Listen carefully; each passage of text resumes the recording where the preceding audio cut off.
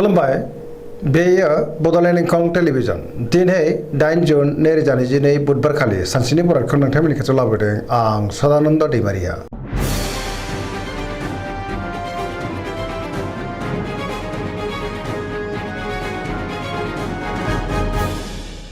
सिगां फरायनो लादों मेष राशि गिबि हांखो अ ल।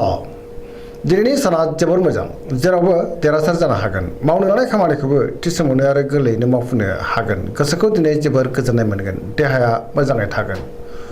बहानिफ्रायबा मोजां खौरां फैनो हागौ। रांखावरियाव दिनै जोबोर मोजां, गोबां धोन आरजिनोबो हागोन। आयाबो बांगोन। बेफार फालांगियाव दिनै जोबोर मोजां मुलाम्फा मोनगोन। सोरजोंबा बाख्नाय जानो हागौ। सोरबा लोगोनि हेफाजाबखौबो थोजासे मोनगोन। न'खराव दिनै अननाय फैगोन। बिमा बिफानि बोर मोनगोन। गुबुननि गोसोखौ गोरलैयैनो बोनो हागोन। गोसोनि बोलोआबो बांगोन। समाजावबो मान मोननो हागोन। लाइमोनफ्रा दिनै जोबोर मोजां खौरां मोननो हागौ। गोसोआबो दिनै जोबोर रमान्टिक जागोन। फरायसाफ्रा फरायनायाव गोसो दुंखांगोन आरो मोजां फिथाइ मोननोबो हागोन। पजिटिभ एनार्जिनि गोहोमबो गोग्लैगोन।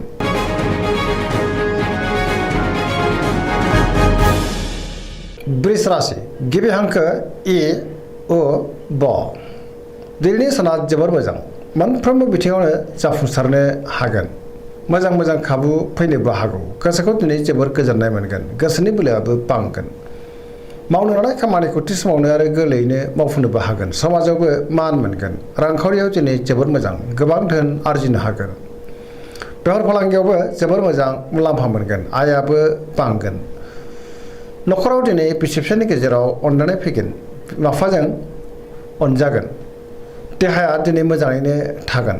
गुबुननि हेफाजाबखौबो मोनगोन। जायखि खामानि मावा माने मोनफ्रोमबो खामानिखौनो दिनै मावफुंलांनो हागोन। लोगोफोरनि अनसायनायबो मोननो हागौ।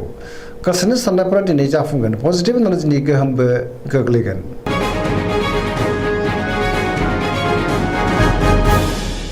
मिथुन राशि गिबि हांखो क स।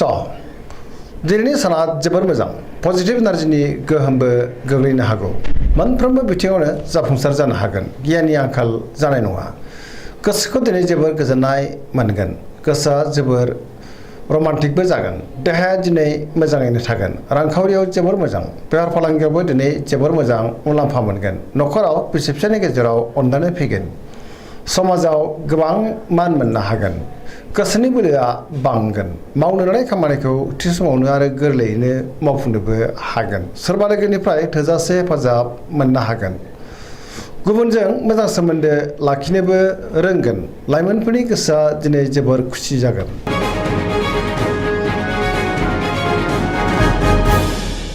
कर्कट राशि गिबि हांखो ड ह। दिनैनि साना जोबोर मोजां। माबा मोनसे मोजां खौरां फैनोबो हागौ। गोसोखौ दिनै जोबोर गोजोननायबो मोनगोन। सोरजोंबा बाख्नाय जानो हागौ। गोसोनि साननायफ्रा दिनै मोगथाङाव जाफुंगोन। गोसोआव पजिटिभ साननाय फैगोन। गोथों आरो गोग्गो साननो रोंगोन। गियाननि आंखाल जानाय नङा। मावनो लानाय खामानिखौ थि समावनो मावफुंनो हागोन। रांखावरियाव दिनै जोबोर मोजां। बेफार फालांगियावबो जोबोर मोजां मुलाम्फा मोनगोन। न'खरावबो अनलायनाय फैगोन। समाजाव लोगो लेवा बांगोन। देहाया दिनै मोजाङैनो थागोन। गुबुननि हेफाजाबखौबो मोननो हागोन। बयनिबो अनसायनाय मोननो हागोन। फरायसाफ्रा दिनै फरायनायाव गोसो दुंखांगोन आरो मोजां फिथाइ मोनगोन। गुबुनजों अनजासोगारगोन।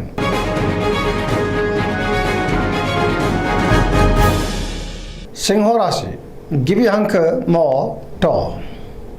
दिनैनि साना जोबोर मोजां। गोसोआव पजिटिभ साननाय फैगोन। मावनो लानाय खामानिखौ थि समावनो आरो गोरलैयैनो मावफुंनोबो हागोन। सोरबा लोगोनिफ्राय मोजां खौरां मोननो हागौ। लोगो लेवानि आंखाल जानाय नङा। बहाबा दावबायहैनो एबा हान्थिनो खाबुबो मोननो हागौ। रांखावरियाव दिनै जोबोर मोजां। नाथाय अब्लाबो खरसायाबो बांगोन। मोननो गोनांखौबो दिनै मोननो हागोन। बेफार फालांगियाव मोजां होनजायो। गोसोनि साननायखौ दिनै गुबुननो फोरमायनो हागोन। न'खराव अनलायनाय फैगोन। समाजावबो दिनै मान मोननो हागोन। गुबुननि गोसोखौ बोनो हागोन। देहाया मोजाङैनो थागोन। बयजोंबो गोरोबनो रोंगोन। गुबुननि थाखाय गोबां मोजां खामानि मावनानै होनोबो हागोन। गोसोआ दिनै जोबोर रमान्टिक जागोन आरो लाइमोनफ्रा गावबा गावनि गोसोनि साननायखौ फोरमायलायनोबो हागोन।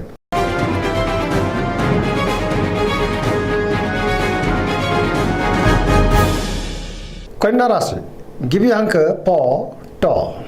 दिनैनि साना जोबोर मोजां गोसोआव पजिटिभ साननाय फैगोन गोथों आरो गोग्गो साननो रोंगोन गियाननि आंखाल जानाय नङा रांखावरियाव दिनै जोबोर मोजां नाथाय अब्लाबो खरसायाबो बांगोन बेफार फालांगियाव दिनै जोबोर मोजां मुलाम्फा मोननो हागोन देहाया मोजाङैनो थागोन गोबां मुंदांखा सुबुंजों दिनै लोगो मोनज्लायनोबो हागौ न'खराव अनलायनाय फैगोन गोबां खामानियाव दिनै मुखुबबो थागोन सोरजोंबा बाख्नाय जानोबो हागौ गोसोखौ दिनै जोबोर गोजोननाय मोनगोन पजिटिभ एनार्जिनि गोहोमबो गोग्लैगोन लाइमोनफोरा दिनै जोबोर रमान्टिक जागोन आरो गावबा गावनि गोसोनि साननायखौ फोरमायलायनोबो हागोन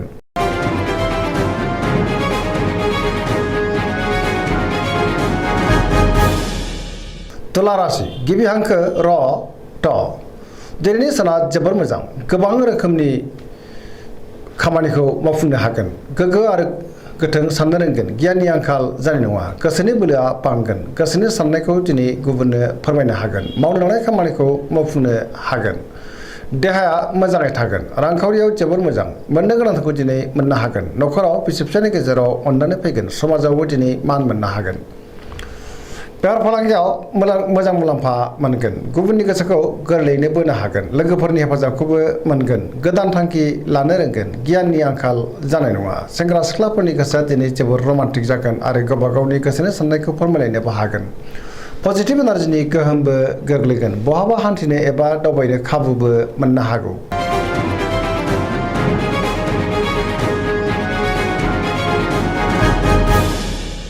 वृश्चिक राशि गिबि हांखो न स दिनैनि साना जोबोर मोजां समाजाव लोगो लेवा बांगोन गोबां मुंदांखा सुबुंजों दिनै लोगो मोनलायनो हागौ पजिटिभ एनार्जिनि गोहोमबो गोग्लैगोन सोरबा गोजाम लोगोजों बहाबा लोगो मोनज्लायनो हागौ गोसोआव गोग्गो आरो गोथों साननाय फैगोन मावनो लानाय खामानिखौ थि समावनो आरो गोरलैयैनो मावफुंनोबो हागोन गुबुननिफ्राय थोजासे हेफाजाब मोननो हागोन गोसोनि साननाय आरो लुबैनायफ्रा दिनै मोगथाङाव जाफुंनो हागौ गोसोनि बोलोआबो बांगोन समाजावबो दिनै मान मोननो हागोन गुबुननि थाखाय मोजां खामानि मावनानै होनो हागोन रांखावरियाव दिनै जोबोर मोजां नाथाय अब्लाबो खरसायाबो बांगोन बेफार फालांगियाव दिनै जोबोर मोजां मुलाम्फा मोननो हागोन पजिटिभ एनार्जिनि गोहोम गोग्लैगोन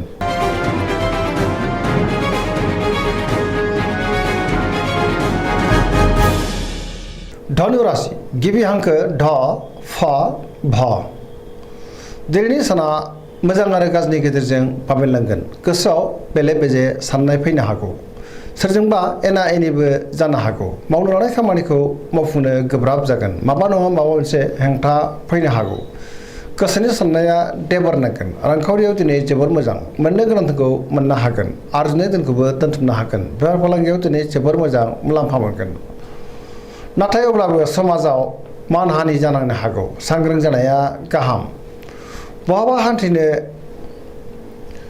हागोन नाथाय अब्लाबो लामा सामायाव सांग्रां जानांगोन देहाया मोजाङैनो थागोन न'खराव अननानै फैगोन सोरजोंबा नाथाय एना एनिबो जानो हागौ लाइमोनफोरनि गोसोआ दिनै जोबोर रमान्टिक जागोन गावबा गावनि गोसोनि साननायखौ फोरमायलायनोबो हागोन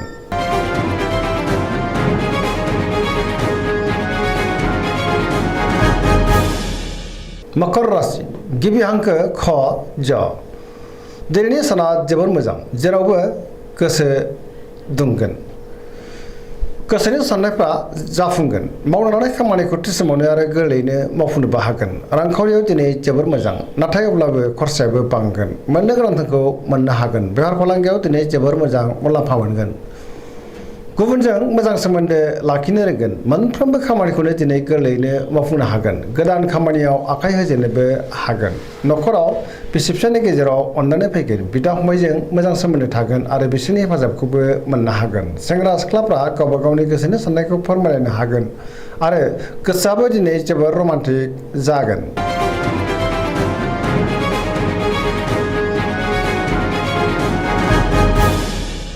कुंभ राशि गिबि हांखो ग स दिनैनि साना जोबोर मोजां गोसोखौ जोबोर गोजोननाय मोनगोन मावनो लानाय खामानिखौ थि समावनो आरो गोरलैयैनो मावफुंनोबो हागोन बहानिफ्रायबा मोजां खौरां फैनोबो हागौ समाजाव गोबां मान मोननो हागोन गोबां मुंदांखा सुबुंजों दिनै लोगो मोनज्लायगोन रांखावरियाव जोबोर मोजां होनजायो बेफार फालांगियावबो जोबोर मोजां मुलाम्फा मोनगोन आयाबो बांगोन बहानिफ्रायबा मोजां खौरां मोनगोन देहाया मोजाङै थागोन अब्लाबो नाथाय जानाय लोंनायाव सांग्रां जानांगोन। न'खराव दिनै अनलायनाय फैगोन, गुबुननि हेफाजाबखौबो मोननो हागोन, बिमा बिफानि अननाय आरो बोरखौ मोननो हागोन, बहाबा हान्थिनो खाबुबो मोननो हागौ।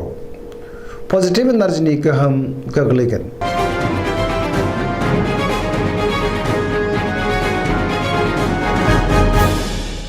मीन राशि गिबि हांखो ड स। दिनैनि साना जोबोर मोजां, गोसोखौ दिनै जोबोर गोजोननाय मोनगोन। गुबुननि थाखाय गोबां मोजां खामानि मावनानै होनोबो हागोन। गोसोआव पजिटिभ साननाय फैगोन आरो गोथों आरो गोग्गो साननो रोंगोन। गोसोनि बोलोआबो बांगोन। गावनि गोसोनि साननायखौ दिनै गुबुननो फोरमायनोबो हागोन। देहायाबो मोजाङै थागोन। रांखावरियाव दिनै जोबोर मोजां, बेफार फालांगियावबो जोबोर मोजां मुलाम्फा मोनगोन। सोरजोंबा बाख्नायजानो हागौ। लाइमोनफोरनि गोसोआ दिनै जोबोर रमान्टिक जागोन आरो गोसोनि साननायखौ फोरमायलायनोबो हागोन। फरायसाफ्रा दिनै फरायनायाव गोसो दुंखांगोन आरो मोजां फिथाइ मोननोबो हागोन। धोरोमारि बिथिङावबो दिनै गोसो दुंखांगोन। पजिटिभ एनार्जिनि गोहोमबो गोग्लैनो हागौ। सरासनस्रायै दिनै साना जोबोर मोजां आरो मोजाङैनो बारग'लांगोन। दिनैनि राशि फरायनाया एसेनोसै। जोबनायाव बेखौनो खावलायो जाहाथे नोंथांमोना सानफ्रामबो जोंनि बे बड'लेण्ड इंखं टेलिभिजनखौ नायबाय थायो आरो साबस्क्राइब खालामो, लोगोसे लाइक खालामो आरो शेयार खालामो। एसेनोसै, गोजोन्थों।